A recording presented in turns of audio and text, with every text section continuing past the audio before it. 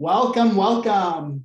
Welcome to Decolonizing Wealth Project's 12 Days of Reparations series. I'm so excited about the conversation we have prepared for you today. I want to start by saying a little bit about Decolonizing Wealth Project. We're an Indigenous and Black-led racial justice organization that envisions a world where racial equity has become the norm, where new systems ensure that everyone can live their best lives, thrive in their cultures, and heal from generations of colonial trauma.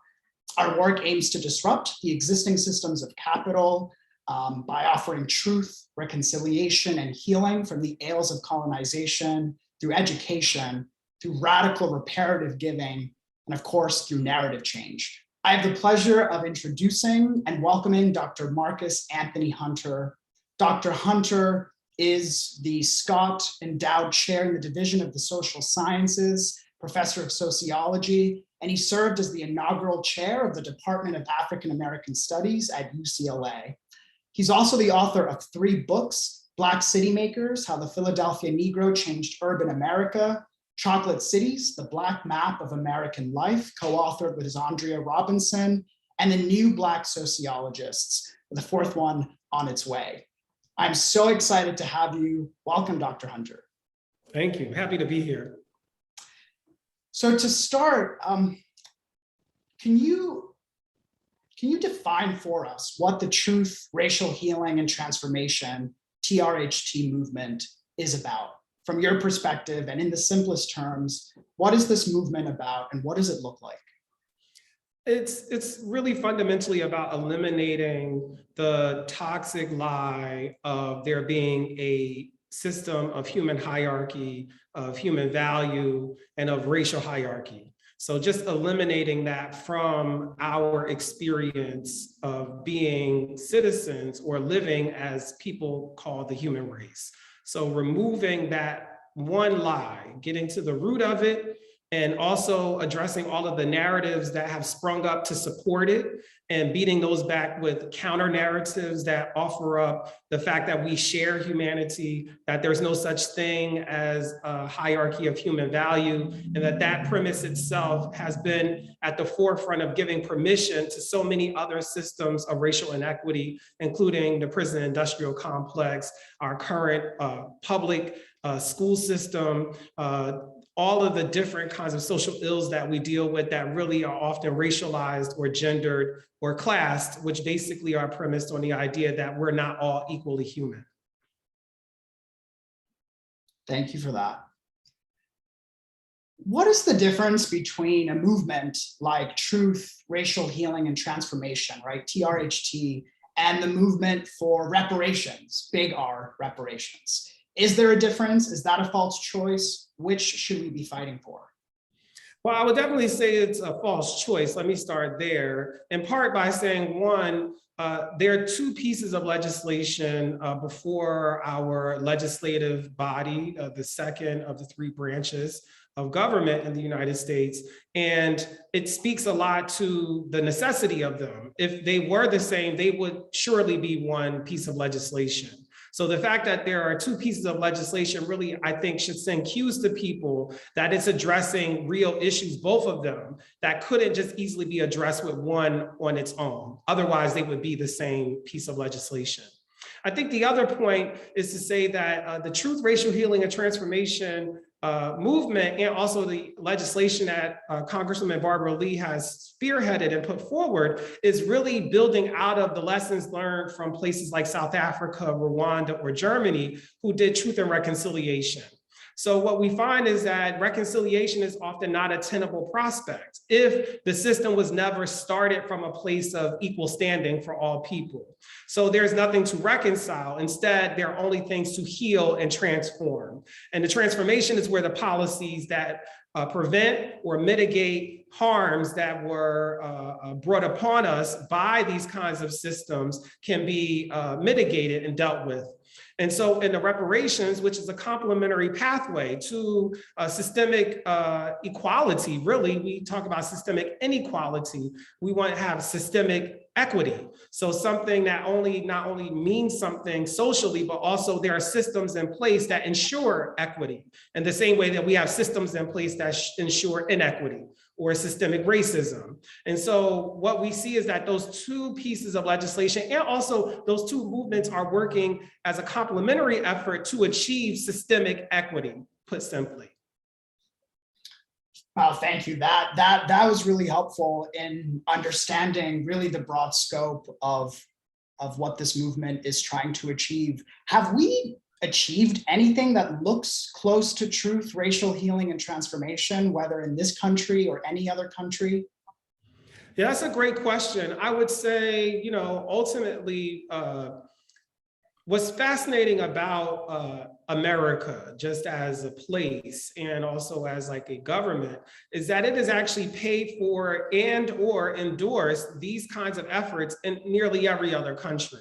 So more than 40 countries have done a process of truth, a truth process. And in each of those cases, the United States was in the driver's seat, the forefront, the passenger seat, saying, you must do this. This is what your people deserve. And we have not done that ourselves, even as we know that the actual nation itself is premised on a double injury, that of land dispossession and also that of enslaving other human beings. So we've, put forward and supported financially and politically other countries doing work around attaining the truth and healing from it, but we ourselves have not done that. So part of what the movement has really been about is really a mirror. It is time that America actually attend to its own narratives, its own systemic inequities, and to get to the root of that, rather than always suggesting through efforts of looking outside of itself that all of those problems are other country or other nation state problems and not that of the United States of America. So it's really reorienting the way the country has thought about systemic inequity as not an international problem alone, but also a domestic one that is at the actual origin of the country's very founding.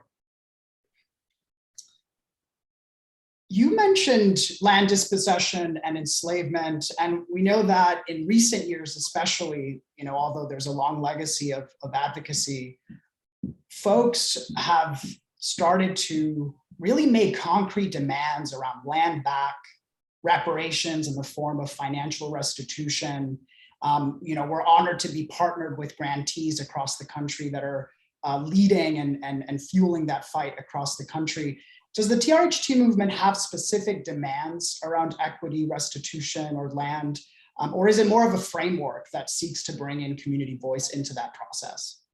Yeah, so it's both in the sense that the framework, which was created by Dr. Gail Christopher during her time at the Kellogg Foundation, where they assessed all of these truth and reconciliation movements and moments in time. And one thing that they found, especially in the South African case, is that the truth happened without reparations. So the idea is that you want to have them mutually reinforcing each other so that you don't get one without the other, because what South Africa teaches us is that both and strategy is the most comprehensive.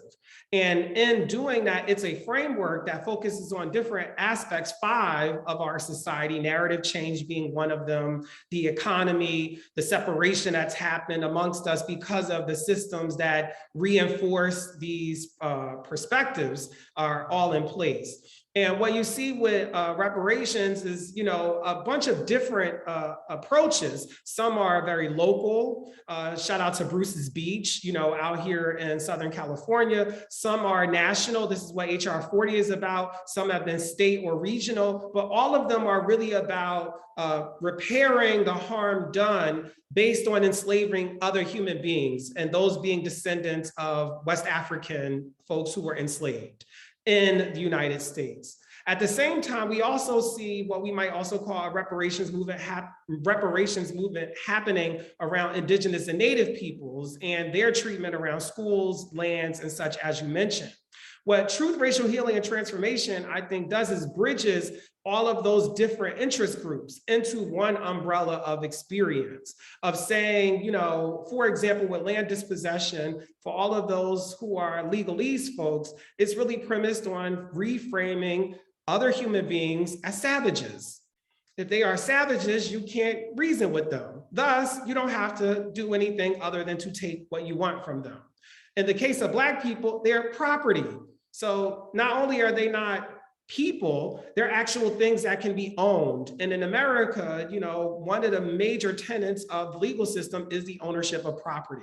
So once you make something property, you're really giving someone wholesale permission over whatever they do with said property, whether it's to destroy it, whether it's to hide it, whether it's to burn it, they can do whatever they want with their property.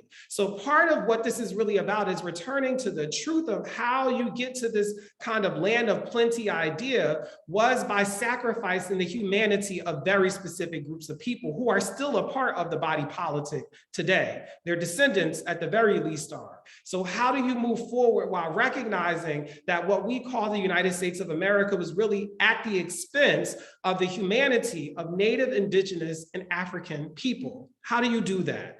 And the only way to do it is to really document it. That's one of the first things. And one of the major implementing factors that I've been really promoting is what I call the archives for racial and cultural healing. So actually establishing educational resource, a digital library that allows people to access these histories, these stories, these legacies, photographs, these maps, all sorts of things that can make it so that the truth is not only no longer hidden, but available to be put into plain sight. And I often reference the song, I Can See Clearly Now by Johnny Nash, is that the truth is the light. When you have the light, you can see clearly, especially thinking about the obstacles that are ahead. I think many of us are really afraid of dealing with the past because we're so worried about the trauma it may bring up, not recognizing that we won't be able to see the future for the present clearly without the truth being the light that helps us see what is also waiting for us, in the near present and future.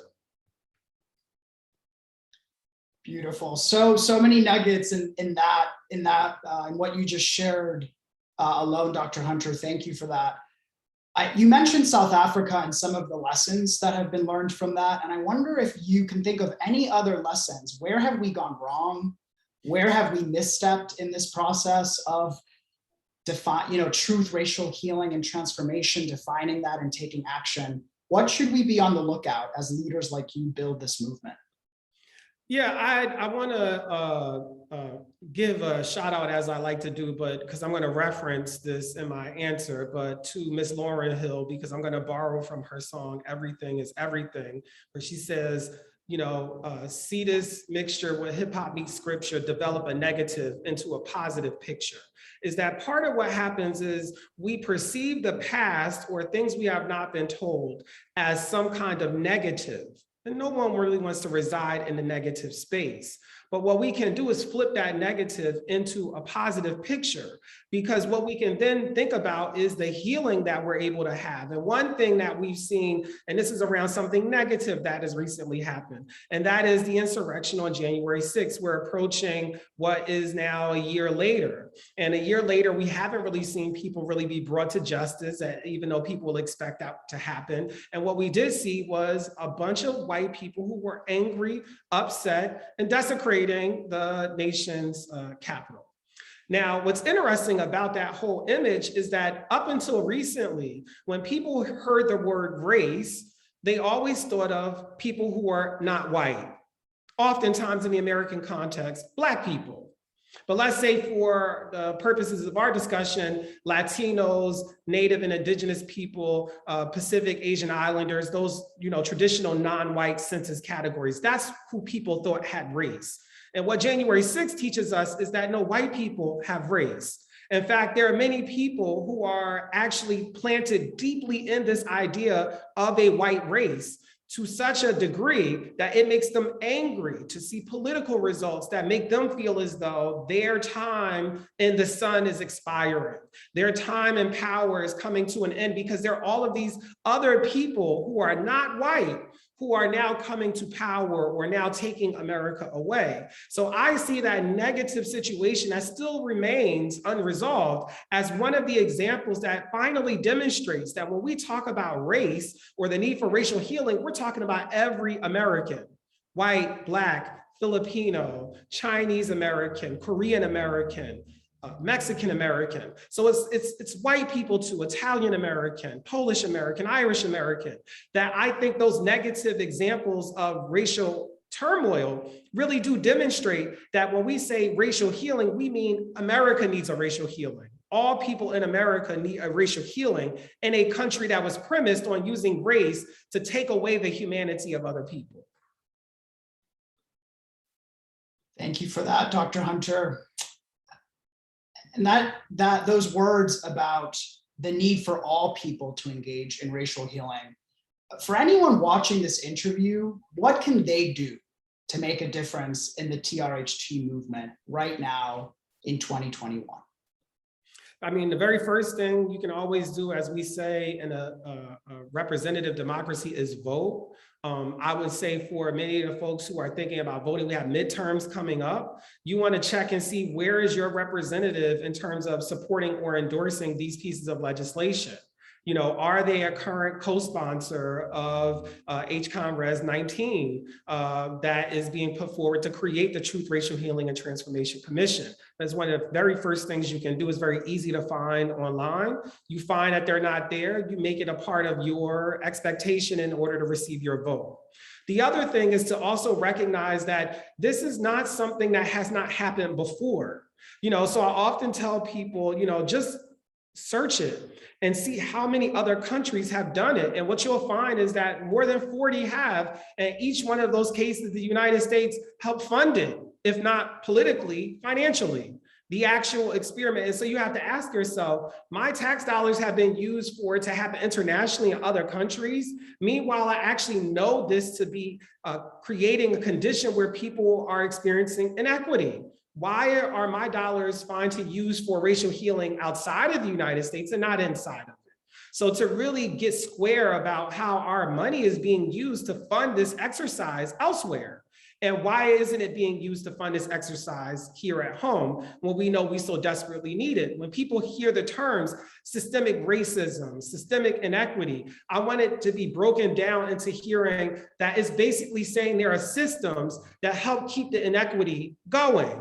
There are systems that help keep racism alive. And what we want are systems that promote equity, systems that promote shared humanity. We should be saying systemic shared humanity, you know, systemic equity, as opposed to saying the negative. So how can we start flipping those negative words, systemic inequity being one of them, into systemic equity? And I think it's about getting the truth down, getting a commitment to it, and also sharing it as a newfound educational resource that makes it so that we're not hiding or having shame about the truth of our experience, but instead using it to transform and promote policies that get us closer to having systemic equity, systemic shared humanity. Beautiful. Beautiful. But before we wrap up, I want to thank you for just the incredible wealth of information that you are offering folks watching this video right now. Before we wrap up, is there any last word or any last story or any last song quote that you want to share and leave us with as we move forward? Yeah, I'll share. I would love to thank you, first of all, for all of the work that you all are doing at Decolonizing Wealth. I mean, just very important. And I really appreciate the work you've done through your grantees as well, and for the space and time that you're providing here for this important movement. I'll share with the viewers here what I often share at the end of my very last class at UCLA. And that is, in a world where everything costs something, it is still entirely free to change your mind. Again, in a world where nearly everything costs something, it is still entirely free to change your mind. And that freedom, I think, is the foundation for us living in a world that is richer, fuller, and more inclusive. Beautiful. Thank you so much, Dr. Hunter, for being with us. Thank you all for checking this video out. Check out the rest of our 12 Days of Reparations series. Peace out.